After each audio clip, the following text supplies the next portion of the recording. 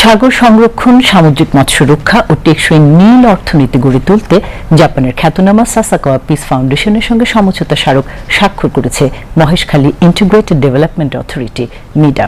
আজ বিকেলে রাষ্ট্রীয় অতিথি ভবন যমুনায় প্রধান উপদেষ্টা প্রফেসর মোহাম্মদ ইউনূসের উপস্থিতিতে এক অনুষ্ঠানে সমঝোতা স্মারকে সই করেন মিডার নির্বাহী চেয়ারম্যান চৌধুরী আশিক মাহমুদ বিন হারুন এবং সাসাকাওয়া পিস ফাউন্ডেশনের অধীন ওশান পলিসি রিসার্চ ইনস্টিটিউটের সভাপতি অধ্যাপক সুতাকু মাখিনো।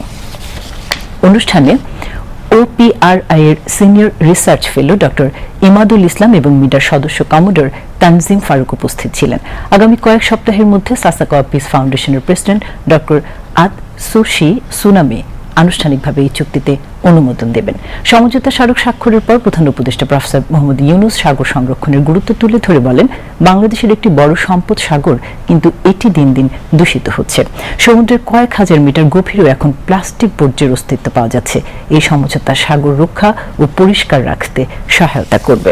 প্রধান উপদেষ্টা জানান, এই সমঝোতার আওতায় সাসাকাওয়া পিস ফাউন্ডেশনে মহেশখালীর 3টি গ্রামকে সামুদ্রিক শিল্পভিত্তিক কমিউনিটি উন্নয়ন ধারণা অনুসারে মডেল মৎস্য গ্রাম হিসেবে গড়ে তুলতে মিডাকে সহায়তা করবে।